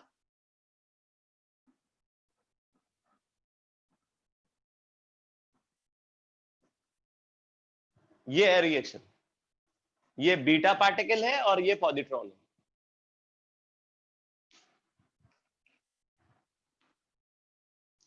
अब जरा ये के कैप्चर और बीटा कैप्चर और इलेक्ट्रॉन कैप्चर क्या होता है, इसको भी समझ लो. इसके बारे में लोगों को बहुत कम पता होता है, बीटा कैप्चर और इलेक्ट्रॉन कैप्चर, इलेक्ट्रॉन कैप्चर और के कैप्चर, कुछ भी बोल सकते हैं। अब जरा देखो क्या है ये बीटा कैप्चर और इलेक्ट्रॉन कैप्चर और के कैप्चर। बेसिकली आपको पता है कि न्यूक्लियस के सबसे पास वाला जो एनर्जी लेवल है उसको के लेवल बोलते हैं।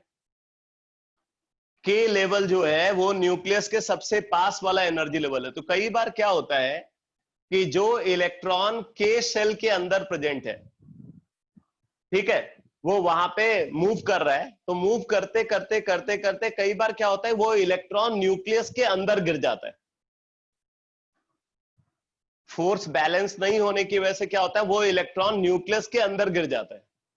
और अगर वो इलेक्ट्रॉन न्यूक्लियस के अंदर गिर गया तो वो क्या करता है, न्यूक्लियस के अंदर प्रेजेंट एक प्रोटॉन को न्यूट्रलाइज करके न्यूट्रॉन में कन्वर्ट कर देता है। तो वो इलेक्ट्रॉन जब न्यूक्लियस के अंदर गिरेगा तो न्यूक्लियस के अंदर प्रेजेंट एक प्रोटॉन को न्यूट्रलाइज करके उसको क्या बना देता है, न्यूट्रॉन बना देता है।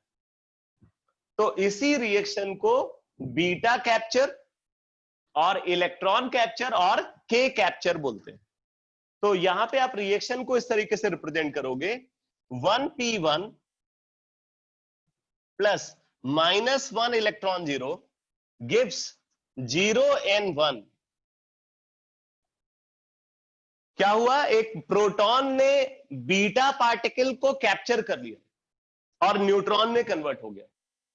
तो ये बीटा कैप्चर और इलेक्ट्रॉन कैप्चर और के कैप्चर रिएक्शन है।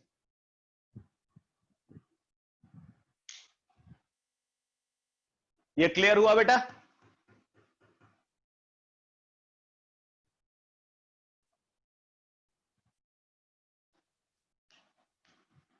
ये बीटा कैप्चर और इलेक्ट्रॉन कैप्चर रिएक्शन समझ में आई? तो इसका इफेक्ट वैसा ही होता है जैसा पॉजिट्रॉन इमिशन का होता है। भाई देखो पॉजिट्रॉन इमिशन में भी क्या है, प्रोटॉन न्यूट्रॉन में कन्वर्ट हो रहा है। यहां पे आप क्या देख रहे हो, यहां भी प्रोटॉन न्यूट्रॉन में कन्वर्ट हो रहा है, ठीक है। तो दोनों का इफेक्ट सेम है, बट ये दो डिफरेंट प्रोसेसेस है। यहाँ पे बीटा पार्टिकल का इमिशन हो रहा है और यहाँ पे पॉजिट्रॉन का इमिशन हो रहा है, जबकि यहाँ पे बीटा पार्टिकल का कैप्चर हो रहा है, इलेक्ट्रॉन का कैप्चर हो रहा है।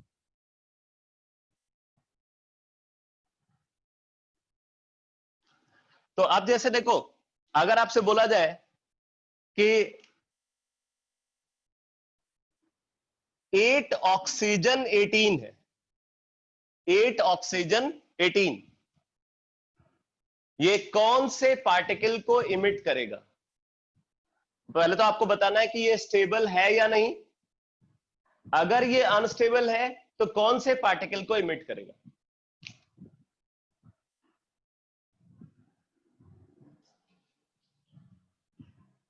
एट ऑक्सीजन 18 स्टेबल न्यूक्लियस है या अनस्टेबल न्यूक्लियस है? अगर अनस्टेबल न्यूक्लियस है तो फिर कौन से पार्टिकल का इमिशन में ये इन्वॉल्व होगा?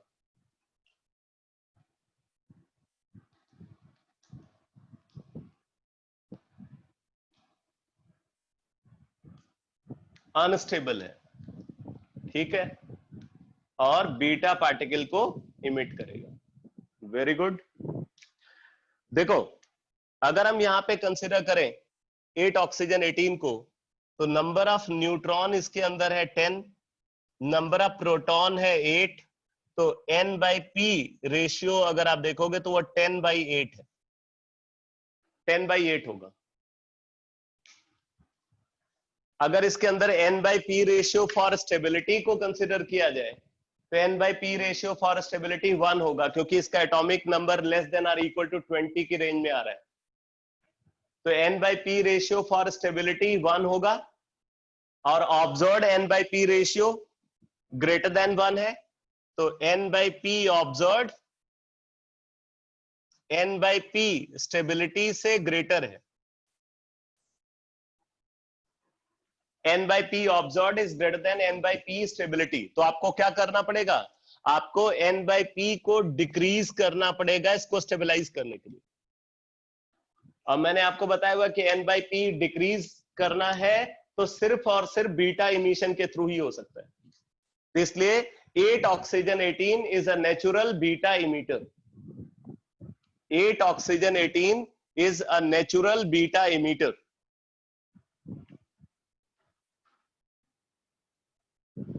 ठीक है। अब जैसे अगर आपसे बोला जाए 2He3 है, 2He3 तो क्या होगा, ये स्टेबल या अनस्टेबल? और अगर अनस्टेबल है तो कौन सा पार्टिकल इमिट करेगा? Alpha particle. ये इसकी औकात से बाहर है। 2He3 को बोल रहे हैं कि वो 2He4 को इमिट कर देगा।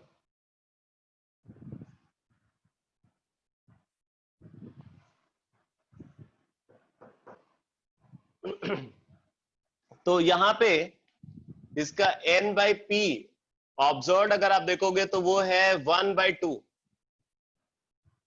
1/2। और n/p स्टेबिलिटी अगर आप यहां पे देखोगे तो 1, तो n/p observe, n/p observed is less than that of n/p stability. n/p observed is less than n/p stability. तो इसका मतलब हमें n/p को इंक्रीज करना पड़ेगा। तो n/p को इंक्रीज करना है, तो इंक्रीज करने के लिए या तो आप पॉजिट्रॉन इमिशन कर सकते हो, या बीटा कैप्चर कर सकते हो, या अल्फा इमिशन। तो अल्फा इमिशन तो लाइटर न्यूक्लियस कभी करता ही नहीं। अल्फा पार्टिकल का इमिशन कोई हैवियर न्यूक्लियस ही कर सकता है। लाइटर न्यूक्लियस की औकात से बाहर है कि वो अल्फा पार्टिकल का इमिशन कर सके। यहां पे एक चीज नोट कर लेना, इसको लिख लो, इंपॉर्टेंट पॉइंट है, लिखो, only the nuclei, only the radioactive nuclei, only the radioactive nuclei with atomic number greater than 83, only the radioactive nuclei with atomic number greater than 83 can emit alpha particle naturally, can emit alpha particle naturally. Only the radioactive nuclei with atomic number greater than 83 can emit alpha particle naturally. बाकी जो nuclei है वो natural manner में alpha particle का emission कर ही नहीं सकते। तो इसलिए वहां पे सिर्फ दो ही पॉसिबिलिटीज रह जाती हैं, या तो पॉजिट्रॉन इमिशन की या बीटा कैप्चर की। तो ये एक नेचुरल पॉजिट्रॉन इमिटर होगा। और अगर ये पॉजिट्रॉन इमिट करेगा बेटा तो क्या होगा जरा देखना, 2He3 gets converted into 2He3 gets converted into 1H3 plus 1 electron 0 plus neutrino। 2He3 gets converted into 1S3 plus 1 electron 0 plus neutrino।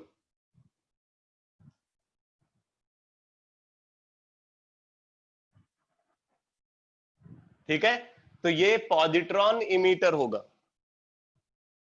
और अभी भी ये स्टेबलाइज थोड़ी हुआ है, इसके बाद भी ये फर्दर सर्टेन पार्टिकल का इमिशन करेगा। ठीक है, इसके बाद ये फर्दर जो है ये इमिशन में इन्वॉल्व होगा। लेकिन अगर ये कोई पार्टिकल इमिट कर सकता है डायरेक्टली तो वो पॉजिट्रॉन ही इमिट कर सकता है।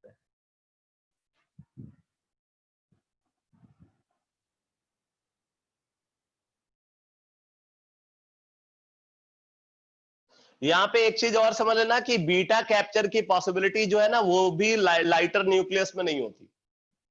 बीटा कैप्चर की पॉसिबिलिटी तब होगी जब न्यूक्लियस के अंदर पॉजिटिव चार्ज बहुत ज्यादा होगा, तभी इलेक्ट्रॉन के लिए अट्रैक्शन ज्यादा होगा। और इलेक्ट्रॉन के लिए जब बहुत ज्यादा अट्रैक्शन होता है तब केस शेल का जो सबसे पास वाला इलेक्ट्रॉन है वो न्यूक्लियस के अंदर गिर जाता है। तो लाइटर न्यूक्लियस अगर आप देखोगे तो वहां पे पॉजिटिव चार्ज न्यूक्लियस के अंदर कम होगा, इसलिए बीटा कैप्चर की पॉसिबिलिटी कम होगी। हैवियर न्यूक्लियस में बीटा कैप्चर की पॉसिबिलिटी ज्यादा होगी।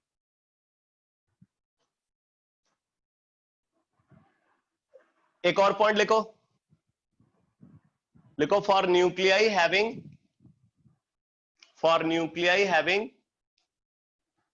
atomic number, for nuclei having atomic number in between 20 and 83, for nuclei having atomic number in between 20 and 83, n by p ratio for stability is always greater than 1. n by p ratio for stability is always greater than 1. जरा देखना ये stability belt कहां जा रहा है, ये n by p equal to 1 line के ऊपर जा रहा है, और इस बेल्ट के अंदर जो न्यूक्लियाई लाई करते हैं वही स्टेबल होते हैं।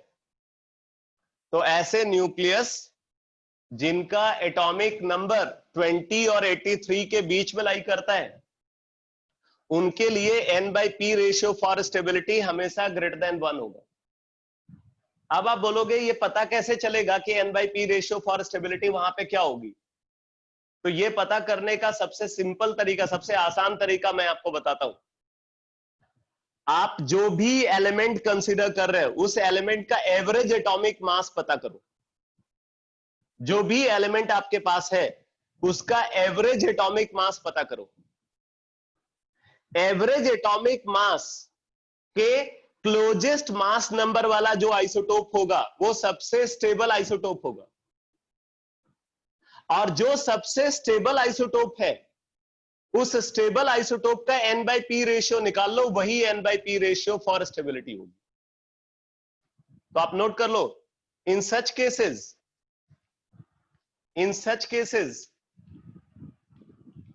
n by p ratio for stability, in such cases n by p ratio for stability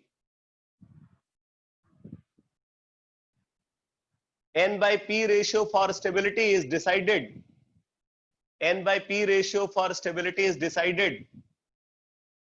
on the basis of n by p ratio of most stable isotope of the element. n by p ratio of most stable isotope of the element. आगे लिखो, most stable isotope of element is that, most stable isotope of the element is that whose mass number is closest. Most stable isotope of the element is that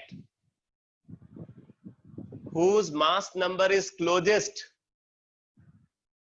to the average atomic mass of the element. Whose mass number is closest to the average atomic mass of the element. ठीक है, तो किसी भी element का सबसे stable isotope वो होगा जिसका मास नंबर उस एलिमेंट के एवरेज एटॉमिक मास वैल्यू के क्लोजेस्ट है। सर, ठीक है, हाँ बोलो। ये जो हमने ऊपर रिएक्शन लिखी थी हीलियम वाली, जो हीलियम से 3 हाइड्रोजन वाली, तो इसमें जैसे पहले n by p रेशियो 1/2 था, हाँ, और बाद में n by p 2 हो गया, और n by p स्टेबिलिटी के लिए 1 होना चाहिए, तो पहले स्टेबिलिटी के नहीं, साथ यहाँ पे 1 नहीं होगा। अच्छा, n by p बाद में 1 नहीं होगा? इसके लिए 1 नहीं होगा, क्योंकि 1H2 जो है वो स्टेबल नहीं है। वो यहाँ पे वो बात आ गई ना कि it is very odd to have odd number of neutron and odd number of proton both. तो फिर ये तो उससे भी अनस्टेबल नहीं हो जाएगा 3 हीलियम वाले से? हाँ, अनस्टेबल होता है, इसीलिए मैंने बोला कि ये फर्दर डिसइंटीग्रेट करेगा। अच्छा, ओके, ठीक है, पहले ये डिसइंटीग्रेट करके इसमें कन्वर्ट होगा। जो हीलियम 3 होता है ना, ये बहुत ज्यादा रेडियो एक्टिव होता है, तो ये डिसइंटीग्रेट करके ट्रीटियम में कन्वर्ट होगा, फिर ट्रीटियम फर्दर डिसइंटीग्रेट करके स्टेबल न्यूक्लियस में कन्वर्ट होता है। ठीक है सर, ओके। तो अब जैसे देखो बेटा, अगर मान लो आपसे बोला जाता है कि 30 जिंक, ठीक है, 30 जिंक 65 है, 30 जिंक 65 नहीं, 30 जिंक, मान लो 30 जिंक 64 को कंसिडर किया, 30 जिंक 64, और आपसे पूछा जाता है कि ये क्या है, स्टेबल न्यूक्लियस है या अनस्टेबल न्यूक्लियस है, और अगर अनस्टेबल न्यूक्लियस है तो कौन से टाइप के पार्टिकल को इमिट करेगा। अगर आपको ये बताना है तो देखो क्या करोगे आप, पहले तो आप पता करो कि जिंक का एवरेज एटॉमिक मास क्या है। तो average atomic mass of zinc ये 65.4 होता है, average atomic mass of zinc 65.4 है। तो इसका मतलब है कि ये जो है और जिंक का एक आइसोटोप ये भी है 30 जिंक 65, 30 जिंक 65, तो इसका जो मास नंबर है वो एवरेज एटॉमिक मास वैल्यू के क्लोजेस्ट है। तो इसका मतलब है कि ये स्टेबल आइसोटोप होगा, ये अनस्टेबल आइसोटोप होगा।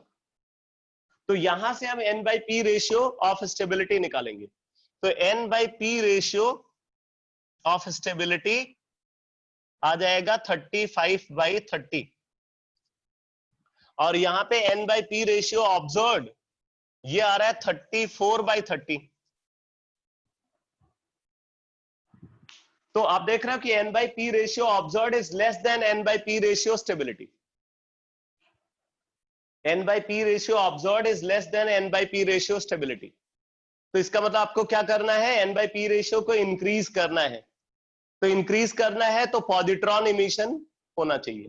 तो 30 zinc 64 is a natural positron emitter, 30 zinc 64 is a natural positron emitter. ठीक है, तो इस तरीके से हम डिसाइड करते हैं।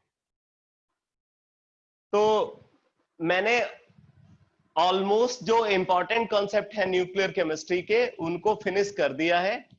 ठीक है, 2-3 और छोटी छोटी इंफॉर्मेशन मुझे और डिस्कस करनी है।